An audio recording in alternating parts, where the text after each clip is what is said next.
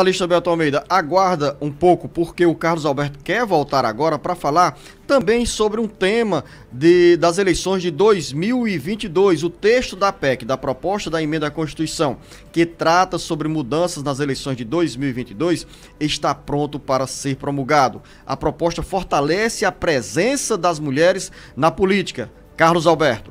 Está sobre a mesa do presidente do Congresso Nacional, senador Rodrigo Pacheco, do PSD de Minas Gerais, para promulgação, o texto da proposta de emenda à Constituição, a PEC, que institui novas regras para as eleições de 2022. As mudanças não mexem, nesse momento, com a vida dos eleitores, mas antecipam novos planejamentos entre os partidos. A PEC estabelece entre as novidades que os votos dados a mulheres e a pessoas negras para a Câmara dos Deputados nas eleições de 2022 a 2030 serão contados em dobro para fins de distribuição entre os partidos políticos dos recursos do Fundo Partidário e do Fundo Especial de Financiamento de Campanhas, o Fundo Eleitoral. A contagem em dobro, conforme a nova legislação, será aplicada apenas uma vez, ou seja, os votos para uma candidata negra, por exemplo, não poderão ser contados em dobro duas vezes, por ser mulher e por ser negra. Um dos critérios para a distribuição dos recursos desses fundos é exatamente o número de votos obtidos. Assim, a ideia é estimular candidaturas desses grupos. O texto aprovado mantém a regra atual, que prevê a perda do mandato dos deputados federais, estaduais ou distritais e vereadores que se desfiliarem do partido pelo qual foram eleitos, mas cria uma exceção para a manutenção do mandato, quando o partido concordar com a filiação. Com informações dos bastidores políticos, para o jornal Alerta Geral, Carlos Alberto.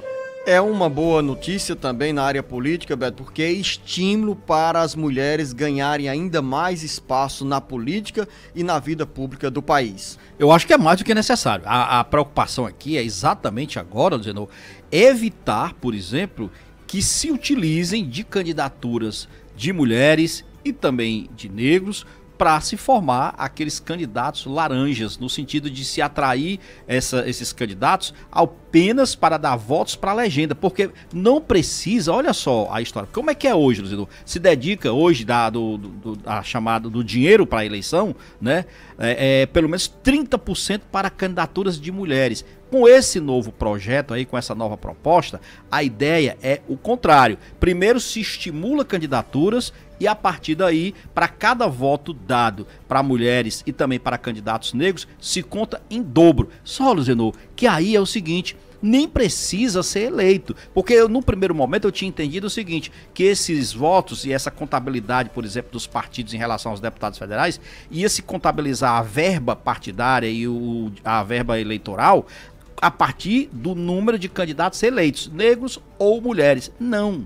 Se um partido, só um exemplo, ele lança 100 candidatos entre mulheres e negros, mesmo que não tenham sido eleitos, mas aqueles votos dados por partido é que vão contar na hora da divisão do bolo de receitas. Agora, já na reta final do bate-papo político, Beto, tem uma notícia que gera aí ansiedade para milhões de brasileiros e também para mais de 1 milhão de cearenses. O governo federal poderá prorrogar o auxílio emergencial diante desse impasse sobre o aumento no valor do Bolsa Família e especialmente por conta do fosso que vai ficar entre a realidade atual e o novo momento que começa após o fim do auxílio emergencial, que hoje beneficia pelo menos 26 milhões de pessoas.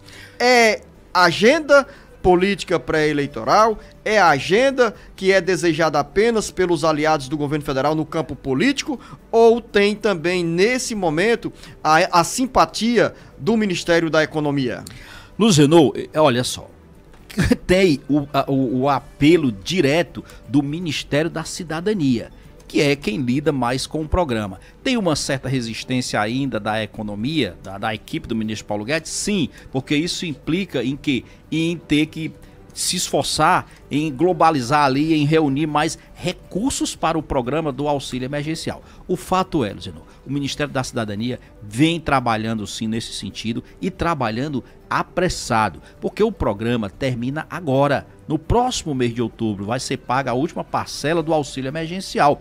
E eu comentei aqui na semana passada com você que o auxílio emergencial acabando, muita gente acha que quem recebe o auxílio emergencial é o pessoal, apenas o pessoal do Bolsa Família. Não, tem muita gente que não recebe Bolsa Família, mas que é beneficiado pelo auxílio emergencial. E o governo sabe disso. Por isso essa preocupação em prorrogar. E não é prorrogar apenas para novembro e dezembro, não. A equipe do Ministério da Cidadania quer prorrogar para meses, vários meses, ainda não está definido, dentro de 2022. Porque eles trabalham com o seguinte cenário: de retomada da economia, com a possibilidade de novos surgimentos de vagas de trabalho, à medida em que as pessoas forem conseguindo, então, esse engajamento no mercado de trabalhos, elas iriam saindo do auxílio emergencial. Essa é a proposta, não deixa de ser uma proposta necessária. A gente comentou isso aqui. Muita gente hoje que está aí sem emprego formal, dependendo do ganho do dia a dia, precisa mesmo dessa ajuda e o governo tem que chegar junto. E sem contar que é uma medida de forte impacto junto ao eleitorado, Zenor. Isso é inegável. Então, tem todo o interesse do governo por trás. E para finalizar, Beto Almeida, quero registrar a audiência cativa do Miguel Neto, que é radialista, que trabalha também no comércio em Fortaleza, mas atua no rádio de Maracanaú. Ao Miguel, que fez referência a você, Beto Almeida,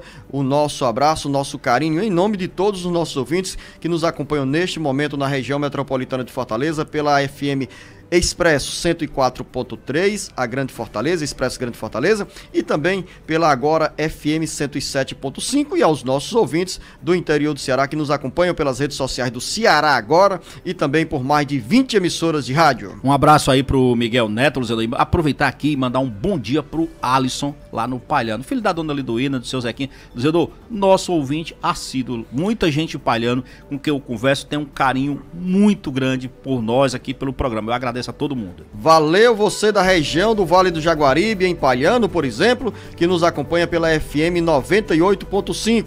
A você, jornalista Beto Almeida, uma boa segunda-feira, um bom início de semana. Uma boa segunda e até amanhã.